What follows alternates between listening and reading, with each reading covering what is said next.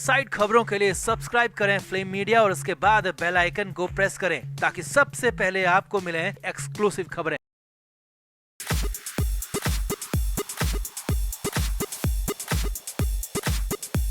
दिल्ली से बहुत बड़ी खबर है। इंडिया ब्लॉक को, इंडिया गठबंधन को झटका देने वाली खबर है, क्योंकि तिहाड़ जेल से खबर आ रही है और वो ये है कि दिल्ली के मुख्यमंत्री अरविंद केजरीवाल की हालत बिगड़ गई है। तिहाड़ जेल में पहली ही रात केजरीवाल को भारी पड़ गई, केजरीवाल की हालत बिगड़ गई। कंडीशन यहाँ तक आ गई कि आधी रात को अचानक केजरीवाल चिल्लाने लगे, बिलखने लगे, मेडिकल इमरजेंसी बुला ली गई। अचानक पड़े दौरे के बाद केजरीवाल की हालत बहुत ज्यादा खराब हो गई। तिहाड़ जेल में बवाल मच गया। तो बताते दिखाते हैं आपको सब कुछ क्या हुआ आधी रात को तिहाड़ जेल में, उसके बाद क्या हुआ और आगे क्या होगा। आप इस वीडियो को शेयर करें और कमेंट करके अपनी राय जरूर दें। तो दिल्ली के मुख्यमंत्री अरविंद केजरीवाल को तिहाड़ जेल भेजा गया। कोर्ट ने 14 दिन की न्यायिक हिरासत में भेजा और 1 अप्रैल की शाम को केजरीवाल को जेल लाया गया। तिहाड़ में जेल नंबर 2 में केजरीवाल को रखा गया है, जो कि हाई सिक्योरिटी जेल है, जिसमें बड़े बड़े गैंगस्टर्स को रखा गया है। केजरीवाल को सिंगल सेल में रखा गया है। करीब 14 फीट लंबी 8 फीट चौड़ी सेल में केजरीवाल का ठिकाना बनाया गया है और केजरीवाल को बैठने के लिए कुर्सी भी दी गई है।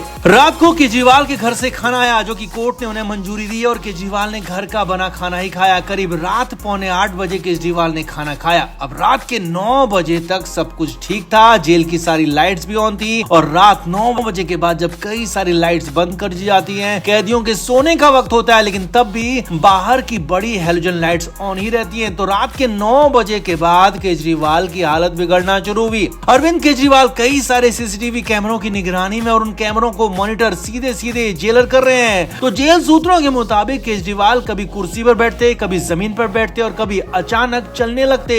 केजरीवाल बेचैन होते जा रहे थे, बेचैनी बढ़ती जा रही थी। अब वैसे तो अरविंद केजरीवाल पहले भी जेल जा चुके हैं, लेकिन तब की बात अलग थी, क्योंकि तब वो अन्ना आंदोलन के दौरान जेल गए थे, लेकिन अब वो बतौर मुख्यमंत्री जेल गए हैं और अब उन्हें जेल की आदत नहीं है। आधी रात यानी कि रात के 12 बजे केजरीवाल की हालत और ज्यादा बिगड़ने लगी। केजरीवाल की बेचैनी बढ़ने लगी। सूत्रों के मुताबिक अचानक आधी रात करीब 1 बजे के आसपास अरविंद केजरीवाल की हालत बहुत ज्यादा खराब होने लगी। पहले केजरीवाल चिल्लाने लगे, उसके बाद अचानक पसीना पसीना हो गए, जमीन पर बैठ गए। कुछ देर लेटने के बाद अचानक केजरीवाल उठे, फिर कुर्सी पर बैठ गए। काफी देर तक ये चलता रहा। अब केजरीवाल की सेल के बाहर तैनात बंदी रक्षकों ने केजरीवाल की खराब होती हालत देखी तो तुरंत ही जेल प्रशासन को खबर दी गई और तुरंत आनन फानन में मेडिकल इमरजेंसी घोषित की गई और तुरंत ही जेल में ऐसे हालातों के लिए मेडिकल के लिए डॉक्टर भी मौजूद रहते हैं और जेल के अपने डॉक्टर होते हैं। तुरंत अरविंद केजरीवाल को मेडिकल रूम में लेकर जाया गया और वहां पर चेकअप किया गया। सबसे पहले अरविंद केजरीवाल का शुगर लेवल चेक किया गया, जो कि लिमिट से बहुत ज्यादा हो चुका था। केजरीवाल को शुगर अटैक आ चुका था, शुगर का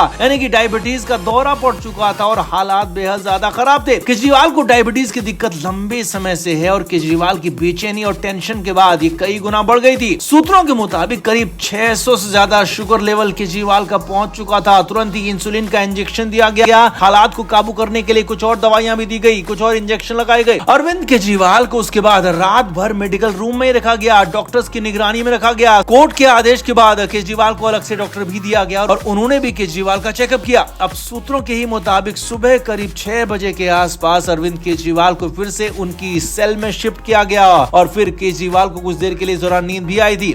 अब सूत्रों के मुताबिक खबर है कि अरविंद केजरीवाल को तिहाड़ जेल की पहली रात भारी पड़ गई। जेल की जिंदगी उन्हें रास नहीं आई। पहली ही रात में डायबिटीज का दौरा पड़ गया और हालात इतने ज्यादा खराब थे कि कभी भी कुछ भी हो सकता था।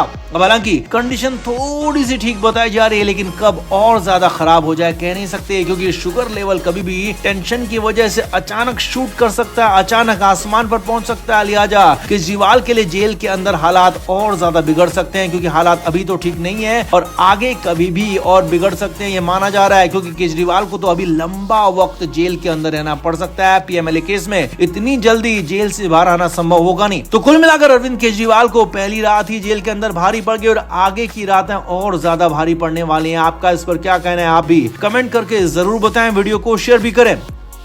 उद्धव ठाकरे महाराष्ट्र चुनाव को लेकर इस बार बड़ा वाला मुगालता पाल चुके हैं। उनको लग रहा है कि महाराष्ट्र की 48 में से सारी की सारी सीटें वही जीतेंगे, उनके विरोधी कुछ कर नहीं पाएंगे, चित हो जाएंगे। यही नहीं, न सिर्फ विरोधी बल्कि अपने ही सहयोगी यानी कि कांग्रेस और शरद पवार की पार्टी को भी उद्धव ठाकरे कुछ नहीं समझ रहे। ठाकरे को यहाँ तक लगने लगा है कि उनके ही बूते पर पूरा गठबंधन चल रहा है, उनके बूते पर वोट मिलेंगे, उनके ही बूते पर उनकी सहयोगी पार्टियां भी जीत जाएंगी। अब ठाकरे ने अपने हिसाब से गठबंधन किया, अपने हिसाब से सीटें भी चुन ली और अपने हिसाब से दूसरे को सीटें भी दे दी, जिसमें कांग्रेस और शरद पवार की पार्टी में खासी नाराजगी बताई जा रही है। लेकिन सवाल है कि उद्धव ठाकरे को इससे फर्क पड़ जाए।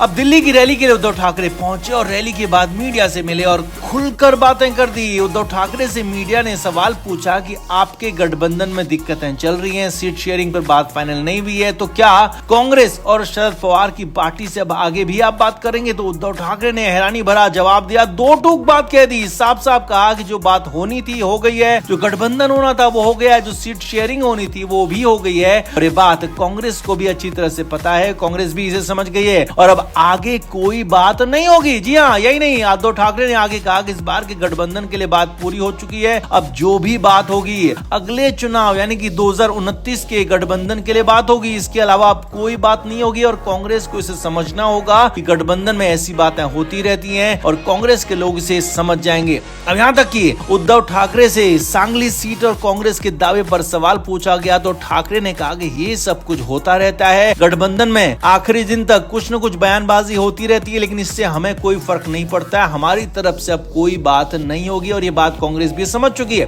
यानी कि एक तरह से उद्धव ठाकरे ने एक तरफा ऐलान कर दिया कि गठबंधन हो चुका है, कोई बात आगे नहीं होगी। और कांग्रेस भले ही नाराज है तो कांग्रेस की नाराजगी, शरद पवार की नाराजगी से उद्धव ठाकरे को कोई फर्क नहीं पड़ता है, ऐसा उन्होंने साफ साफ कह दिया। और यहाँ तक कह दिया कि वो लोग समझ जाएंगे, भले ही उद्धव ठाकरे मनमानी क्यों ना करे। तो एक तरह से उद्धव ठाकरे ने अपना घमंड दिखा दिया, ओवर कॉन्फिडेंस दिखा दिया कि वो सारी सीटें जीतने वाले हैं और उनके सहयोगी भी जीतेंगे तो उनके ही नाम के भरोसे जीतेंगे, उनके ही भरोसे जीतेंगे। और मीडिया के सामने, सबके सामने उद्धव ठाकरे ने इस बात को कह दिया, मान लिया। अब कहानी है कि उद्धव ठाकरे का यही ओवर कॉन्फिडेंस, यही घमंड कहीं उन्हें ले ना डूबे, क्योंकि विरोधी तो उनसे नाराज ही हैं, अपने करीबियों को भी वो नाराज कर रहे हैं। हर रोज लगातार नाराजगी उनके खिलाफ बढ़ती जा रही है, जो कि चुनाव में उनके खिलाफ भी जा सकता है। क्योंकि जमीनी स्तर पर अगर कार्यकर्ताओं ने उद्धव ठाकरे के खिलाफ बगावत कर दी, साथ ही साथ कांग्रेस और शरद पवार के कार्यकर्ताओं ने उद्धव ठाकरे के खिलाफ माहौल बनाना शुरू कर दिया, तो उनके लिए ये चुनाव यानी कि 2024 का चुनाव बहुत ज्यादा भारी पड़ जाएगा। और यही नहीं, चुनाव के बाद उद्धव ठाकरे के लिए नतीजे ज्यादा ही खराब रहे तो बीजेपी गठबंधन और बीजेपी तो पहले ही उनको पार्टी और कार्यकर्ता विहीन कर चुके हैं। वहीं कांग्रेस ने भी अगर उद्धव ठाकरे से पीछे हाथ खींच लिया, शरद पवार ने हाथ पीछे खींच लिया, तो वो कहीं के नहीं बचेंगे, कहीं के नहीं रहेंगे। लिहाजा उद्धव ठाकरे का घमंड और ये ओवर कॉन्फिडेंस उनको ले डूबेगा, ऐसा लगातार कहा जा रहा है। तो आपको क्या लगता है, क्या वाकई में उद्धव ठाकरे का ये बड़बोलापन और ये अपना ज्यादा ओवर कॉन्फिडेंस दिखाना उनको ले डूबेगा? कमेंट करके आप जरूर बताएं, वीडियो को शेयर भी करें। Flame media report.